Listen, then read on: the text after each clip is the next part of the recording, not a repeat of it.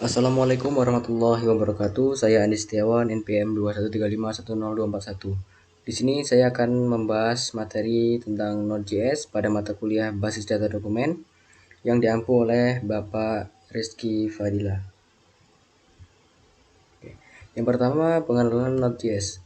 Node.js adalah sebuah runtime lingkungan atau runtime environment yang memungkinkan pengembang untuk menjalankan JavaScript di sisi server, bukan hanya di sisi klien seperti pada browser. Node.js dibangun di atas mesin JavaScript v8 milik Google Chrome yang membuatnya cepat dan efisien dalam menjalankan kode JavaScript.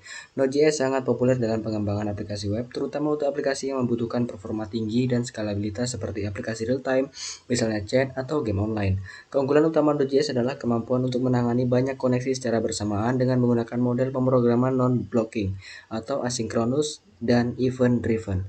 Beberapa fitur utama Node.js adalah single-threaded, non-blocking, atau I/O, memungkinkan pemrosesan asinkron yang efisien, ideal untuk aplikasi yang melibatkan banyak operasi input-output.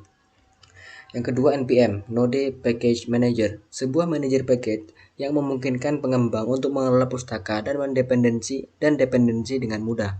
Yang ketiga, Event Driven, berfokus pada event dan callback untuk menjalankan operasi membuat lebih responsif.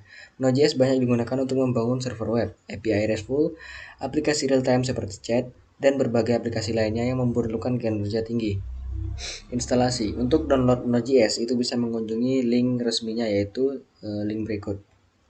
Oke, kemudian Node REPL atau Read Event Print Loop adalah lingkungan interaktif bawaan Node.js yang memungkinkan pengguna untuk menjalankan kode JavaScript secara langsung. Ini berguna untuk mencoba sintaks, debugging, atau memahami bagaimana kode bekerja tanpa membuat file terpisah. Maaf, di sini saya tidak akan mempresentasikan bagaimana cara menggunakan Node.js ini secara langsung. Saya hanya menjelaskan teorinya saja, karena kalau secara langsung saya bingung gimana cara menjelaskannya karena saya juga belum hafal gimana cara membuatnya. Kalau nanti saya tampilkan dalam bentuk slide juga akan tidak akan paham ya. Oke. Selanjutnya setup dan package di .json init. File package.json adalah inti dari proyek Node.js yang menyimpan metadata proyek seperti dependensi, nama proyek, versi, dan script. File ini dibuat dengan perintah npm init di mana pengguna mengisi informasi proyek yang relevan. Selanjutnya running JavaScript file. File JavaScript dapat dijalankan di Node.js menggunakan perintah node di terminal. Diikuti nama file, misalnya node app.js. Ini memungkinkan node kode di server side ditulis dan dijalankan secara langsung. CommonJS Modules. Node.js mendukung sistem modul CommonJS yang memungkinkan pengguna untuk memisahkan kode menjadi file yang berbeda. Modul dapat diimpor menggunakan require dan diekspor menggunakan modul export, membantu menjaga kode tetap modular dan terorganisasi. S-Module. Selain CommonJS, Node.js juga mendukung S-Modules menggunakan sintaks modern JavaScript seperti import dan export. Ini memberikan fleksibilitas lebih dalam mengelola kode proyek. HTTP Module dan Create Server. Modul HTTP bawaan Node.js memungkinkan pembuatan server web sederhana. Dengan menggunakan fungsi seperti HTTP Create Server, pengguna dapat menangani permintaan dan respons membangun server sesuai kebutuhan. npm scripts. npm script adalah cara untuk menjalankan perintah langsung dari file package.json. Misalnya, script untuk menjalankan server atau menjalankan proses build dapat disimpan di bagian script sehingga mudah dijalankan dengan npm run. npm modules dan nodemon. Node.js mendukung instalasi modul pihak ketiga melalui npm, contohnya nodemon, digunakan untuk memantau perubahan pada file dan otomatis menjalankan ulang aplikasi tanpa harus menghentikan dan menjalankan server manual. Kemudian .gitignore file. File .gitignore digunakan untuk menentukan file atau direktori yang tidak ingin diunggah ke repositori Git, seperti file node modules atau file konfigurasi sensitif seperti .env. Environment variables dan .env. Variabel lingkungan digunakan untuk menyimpan informasi sensitif seperti kunci API atau konfigurasi database. File .env digunakan untuk menyimpan variabel ini agar tidak langsung ditulis dalam kode. Rect object. Objek rect dalam Node.js berisi informasi tentang permintaan yang dikirim oleh klien seperti header, parameter, dan data badan permintaan. Ini adalah elemen kunci dalam menangani data dari klien.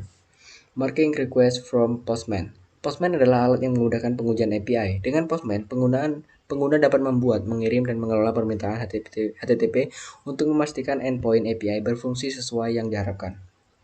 Simple routing.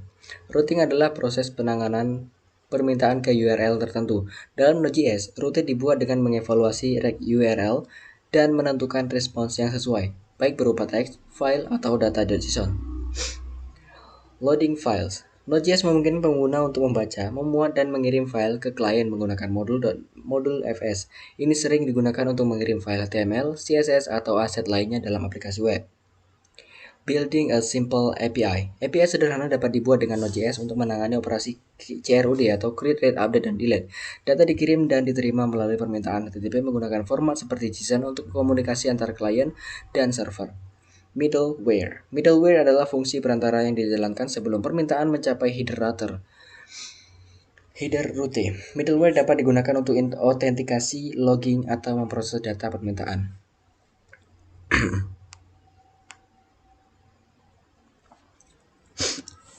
Cleanup middleware dan handlers. Kode middleware dan handler yang kompleks dapat dibagi menjadi modul-modul terpisah untuk meningkatkan keterbacaan dan memudahkan pemeliharaan. Get rect body for post. Dalam permintaan post, data biasanya dikirim melalui badan permintaan. Node.js memungkinkan pengambilan data ini dengan memanfaatkan modul seperti body parser atau fungsi bawaan yang memparsing data JSON. File System Module. Modul FS menyediakan fungsi untuk bekerja dengan file sistem seperti membaca, menulis, menghapus file, atau membuat direktori. Ini sering digunakan dalam aplikasi yang memerlukan manajemen file. Path Module. Modul path mempermudah memanipulasi jalur file dan direktori. Ini mendukung pembuatan jalur absolut, relatif, atau penguraian nama file. OS Module. Modul OS memberikan informasi tentang sistem operasi seperti tipe platform, jumlah CPU, atau memori bebas yang tersedia. URL Module. Modul URL digunakan untuk memparsing URL, memecahnya menjadi bagian seperti hostname, path, query, atau parameter. Crypto Module. Modul kripto menyediakan fungsi untuk enkripsi, hashing, dan operasi kriptografi lainnya, seperti membuat token unik untuk autentikasi. Emitting Events. Node.js mendukung sistem berbasis event. Dengan modul events, pengguna dapat membuat dan mendengarkan event yang mempermudah komunikasi antar bagian kode. Objek proses memberikan akses ke informasi. Objek proses memberikan akses ke informasi tentang proses Node.js yang sedang berjalan, seperti menangkap argumen, CLI, membaca variabel lingkungan, atau mengatur event lifecycle aplikasi. Oke, selesai. Mungkin cukup sekian presentasi singkat dari saya. Mohon maaf saya tidak membahas codingan sistem secara langsung karena saya sulit menghafal dan sulit memahami. Dan cukup sekian, saya Andi Setiawan. Mohon maaf atas segala kekurangan. Assalamualaikum warahmatullahi wabarakatuh.